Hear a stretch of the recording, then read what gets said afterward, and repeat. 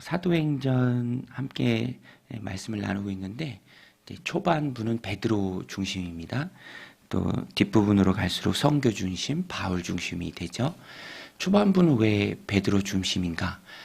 베드로를 중심으로 이제 교회가 세워지죠.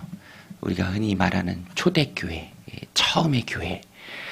그런데 앞부분에 보면 특징적인 것이 교회가 성령의 놀라운 역사로 세워져요.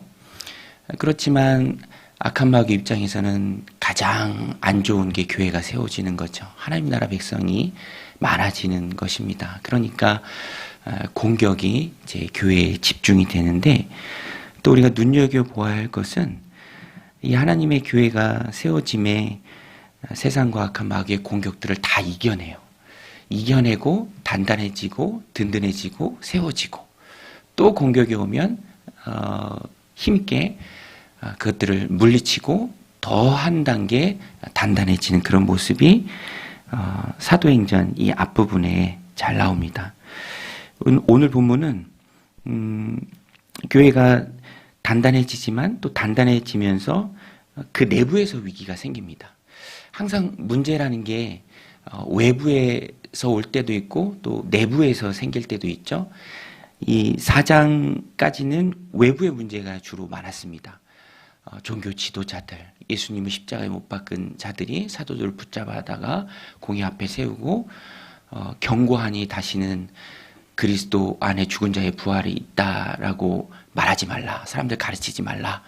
그러나 그 외부의 공격에 대해서도 단일 대우로 교회가 나아가죠. 우리가 하나님 앞에서 사람의 말 듣는 게 옳은지, 하나님의 말씀을 듣고 하나님 편에 서서 하는 게 옳은지 너희가 판단해 보라. 우리는 우리가 듣고 본 바를 말하지 아니할 수 없다. 강하게 나갑니다. 그리고 그 모든 공격을 이겨내죠. 그래서 하나님께서 교회를 힘있게 세워가는 그 장면이 4장 32절에 나오는데요. 믿는 무리가 한 마음과 한 뜻이 되어 모든 물건을 서로 통용하고 자기 재물을 조금이라도 자기 것이라 하는 이가 하나도 없더라. 한 마음과 한 뜻에서 놀라운 하나님의 능력이 나오고요. 이 공동체 안에 어려움 당하는 사람이 없을 정도로 서로를 돌아보는 마음이 굉장히 컸습니다. 그리고 이 36절에 보면 구브로에서 난 레위족 사람이 있으니 이름은 요셉이라. 사도들이 일컬어 바나바라. 번역하면 위로의 아들이라. 위로의 아들, son of comfort. 바나바 같은 그런 신실한 사람들이 이제 교회 공동체 안에 세워집니다. 그가 밭이 있음에 37절 팔아 그 값을 가지고 사도들 발 앞에 두니라. 놀라운 헌신이죠. 근데 여기서부터 교회가 또 한 번의 도전을 겪습니다. 내부의 문제인데요. 5장에 나오죠. 아나니아와 삽비라라고 하는 사람. 바나바가 행했던 그 헌신의 모습이 자신들에게도 있기를 좀 원했던 것 같아요. 그렇지만 누가 강요한 건 아니지만 그 바나바가 얻었던 그런 명성 또 존경 그런 걸 좀 갖길 원했던 것 같습니다. 그래서 그처럼 하려고 했는데 사실 준비가 안 된 상태에서 흉내낸다라는 것은 굉장히 위험한 일이죠. 그래서 이 사람들은 밭을 팔고 그 값의 얼마를 숨깁니다. 2절에 보면 그 값에서 얼마를 감춤해 그 아내도 알더라. 얼마만 가져다가 사도들 발 앞에 두니. 베드로가 다 알고 꾸짖죠. 베드로가 이르되 아나니아야, 어찌하여 사탄이 내 마음에 가득하여 내가 성령을 속이고 땅값 얼마를 감추었느냐. 땅이 그대로 있을 때에는 내 땅이 아니며 판 후에도 내 마음대로 할 수가 없더냐. 어찌하여 이 일을 내 마음에 두었느냐. 사람에게 거짓말한 것이 아니요 하나님께로다. 베드로가 진단한 이 아나니아의 모습, 사탄이 마음에 가득했다. 사실 땅을 팔아서 교회에 드린 것은 너무너무 잘한 일이죠. 그 값의 얼마를 남겨두고 한다 한들 그것은 문제가 되지 않습니다. 그래서 베드로가 말하죠. 그건 내 땅이고 판 후에도 내 마음대로 할 수가 없느냐. 그래서 이 문제의 본질은 땅과 얼마를 감춘 게 아닙니다. 그러니까 땅과 얼마를 감췄지만 그것이 전부있냐? 그래서 바나바가 얻었던 그런 명성과 존경을 얻고자 하는 마음을 교회 공동체 안에서 행했다라는 것이죠. 그것이 거짓이고 그것이 마음에 사탄이 가득했다. 사람에게 한 것이 아니요 하나님께로다. 그래서 아나니아는 그 즉시로 생명을 잃게 됩니다. 너무너무 두려운 말씀이죠. 전부를 바쳐서 징계받은 것이 아니라 속였기 때문에, 그리고 그 속인 대상이 사람이 아니라 하나님이었기 때문에, 그리고 이제 막 시작되는 교회 공동체 안에서 벌어진 일이기 때문에 하나님께서 굉장히 심각하게 이 문제를 다루십니다. 그래서 시기적인 문제가 분명히 이 안에 있습니다. 이제 막 시작되는 교회죠. 그래서 오늘 본문을 보면 교회를 향한 하나님의 마음이 얼마나 큰가, 이것을 잘 알 수 있어요. 교회를 향한 하나님의 마음이 얼마나 큰가. 어린이들이 안전하게 학교 다닐 수 있도록 사회적으로 아이들의 통학로를 보호하잖아요.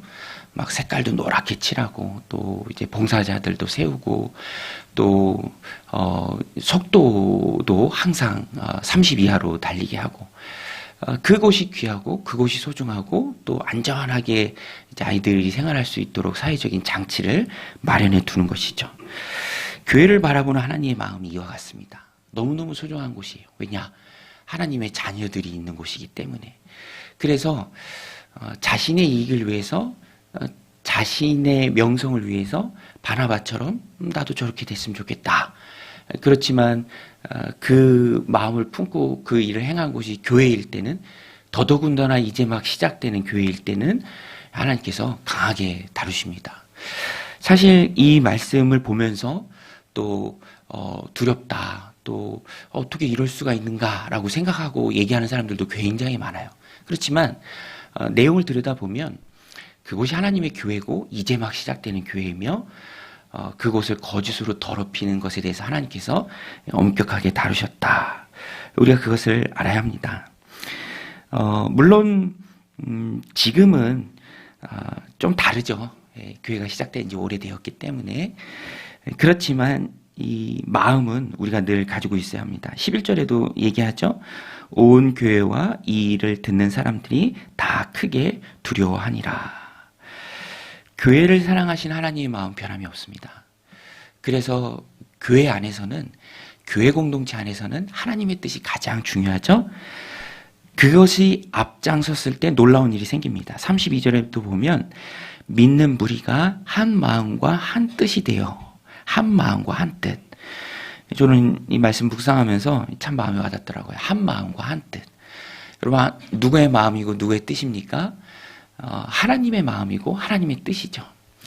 거기에 우리가 마음을 맞추고 거기에 우리가 뜻을 모으는 것입니다. 그때 교회 공동체를 통해서 놀라운 일이 있습니다. 하나님은 교회를 너무너무 사랑하십니다. 홍인규 교수님이라는 그분의 이제 글을 좀 읽었는데, 그분은 이 에클레시아, 교회라고 우리말 성경을 번역해요. 교회보다 조금 더 좋은 번역이 이거였으면 좋겠다 하는데, 그게 바로 신민회예요. 신민회. 신민회. 믿는 백성들의 모임. 신민회. 교회는 약간 좀 가르칠 교자니까. 근데 신민회가 바로 교회죠. 하나님을 믿는, 하나님 사랑하시는 자녀들의 공동체. 오늘 우리도 그것을 알아야 합니다. 아나니아와 삽비라는 자기의 뜻, 자기의 마음이 앞장섰어요. 그래서 자기의 뜻을 이루기 위해서, 자기가 존경받기 위해서 다른 사람을 흉내내면서 교회 공동체 안에서 그런 일을 벌였고, 그것은 마음에 사탄이 가득한 일이었고 결국 큰 징계를 받습니다. 그것이 두렵고 떨리는 마음으로 오늘 우리에게도 그 말씀의 메시지를 전해주고 있습니다. 교회는 하나님의 뜻에 순복하는 공동체입니다. 오늘도 이 말씀 마음에 새기고 하나님 허락하신 귀한 교회 공동체에서 주님의 마음으로, 주님의 뜻으로 하나님 세우신 귀한 공동체를 세워가며 하나님 허락하시는 만 가지 은혜와 복들을 받아 누리는 오늘 하루의 삶이 되시기를 주님의 이름으로 간절히 축원드립니다. 우리 같이 말씀 붙들고 기도하며 나아가겠습니다.